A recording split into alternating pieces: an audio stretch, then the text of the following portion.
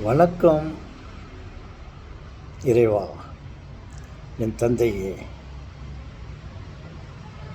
உமக்கு வணக்கம் செய்வதில் நான் மிகவும் பெருமிதம் கொள்கிறேன்.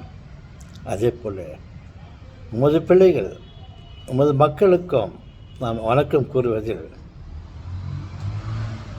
சிறுமிதம் படுகிறேன்.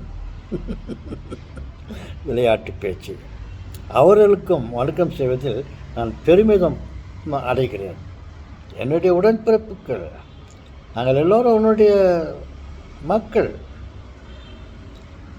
ஓகே செல்வங்களே,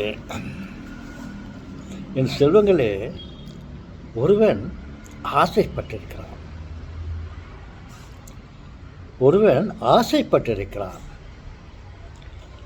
நமக்கு யாராவது உதவி செய்வார்களா என்று எதிர்பார்த்து கொண்டிருந்திருக்கிறான். எதிர்பார்த்ததோடு மற்றவர்களிடம் உதவி கேட்டிருக்கிறான். அவர்கள் இவருக்கு உதவி செய்வதற்கு முன்வரவில்லை. சரி, நம்ம பேங்க்லேருந்து கொஞ்சம் மணி ட்ரா பண்ணிட்டு வரலாம் சொல்லிவிட்டு செக் புக்கெல்லாம் எடுத்துக்கின்னு பேங்க்குக்கு போயிருக்கான்.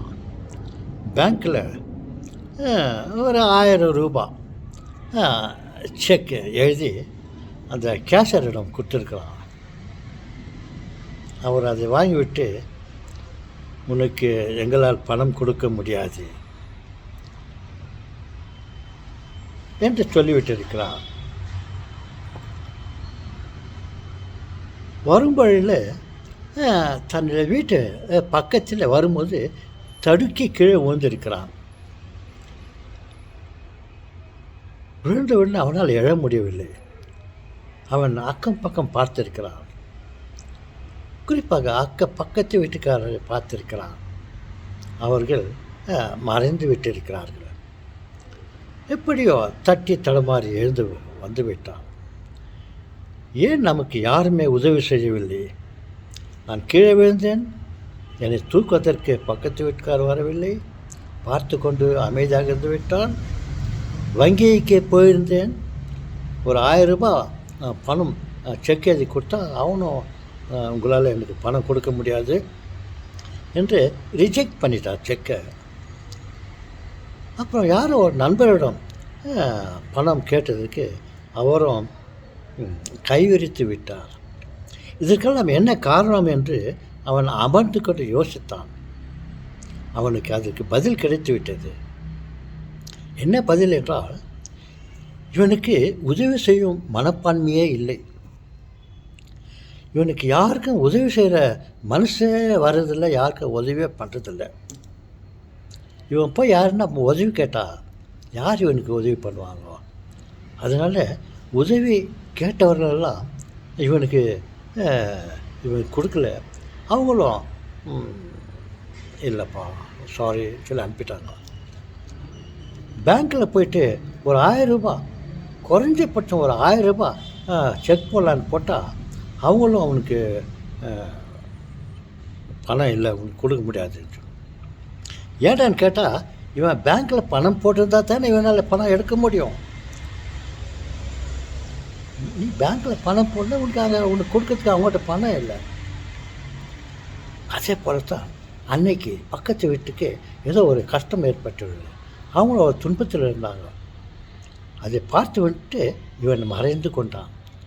அவங்களுக்கு என்ன நம்ம உதவி பண்ணுறது போடா சொல்லிட்டு இவன் நல்ல வசதியாக இருக்கும்போது அவங்க பக்கத்து வீட்டுக்கு போய் இவன் ஹெல்ப் பண்ணல.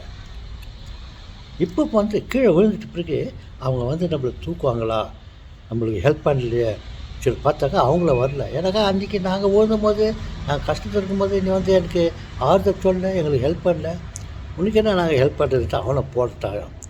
இதையெல்லாம் அவன் தெரிந்து கொண்டு அப்போது தான் அவனுக்கு புத்தி வந்தது.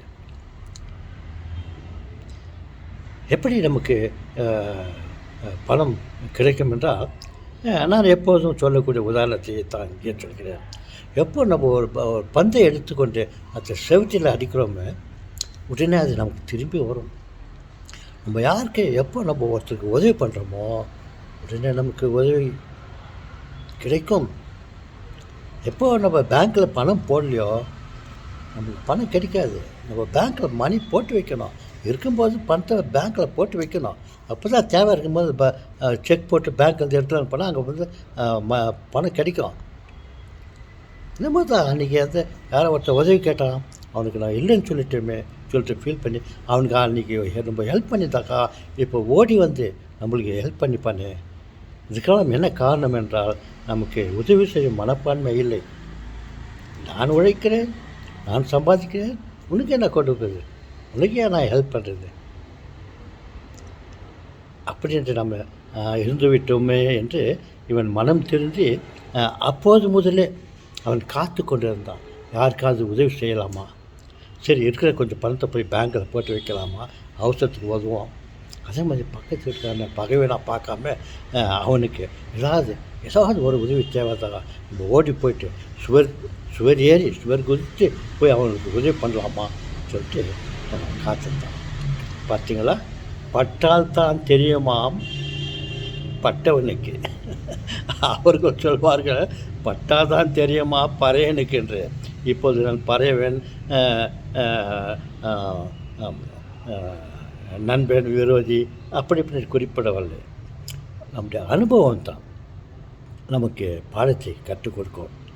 பாருங்கள், இப்போது காத்து கொண்டே இருக்கிறான் யாருக்காவது உதவி செய்யலான்னு. ட்ரெயின் போயிட்ட பிறகு நம்ம அங்கே போய் நின்றா என்ன பிரயோஜனம்? ட்ரெயின் போயிடுச்சு. நம்மளுக்கு உதவி செய்ய இருந்த காலம் கலந்து விட்டது. இப்போ போது நம்ம வலுக்கட்டாயமாக யாருக்காவது உதவி செய்தால் யாரும் உதவி பெற விரும்பவில்லை. குறிப்பாக நாம் உதவி செய்தால் மற்றவர்கள் நம்மை நம்ப மாட்டார்கள். இவன் அன்றைக்கி நமக்கு உதவி செய்யவில்லை, அன்றைக்கி அவன் பேங்க்கில் பணம் போடல, இப்போ வந்து செக் கொடுத்தாக்கா பணம் கொடுத்தான்னா பிளாங்க் செக் ரிஜெக்டட். இப்படியால் யோசித்து அவன் மனம் மாறிவிட்டான். சாக போகும்போது சங்கரான்னு நம்ம கடவுளை கூப்பிட்டா பிரயோஜனம் இல்லை. நம்ம வாழ்ந்த காலத்தில் வாழும் காலத்தில் நாம் நல்லவர்களாக இருந்தால் நமக்கு நன்மையே கிடைக்கும்.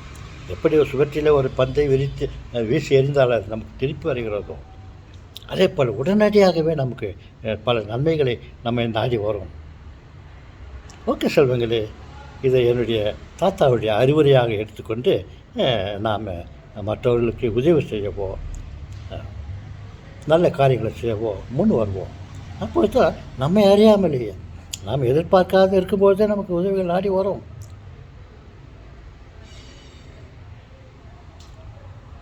Can you subscribe?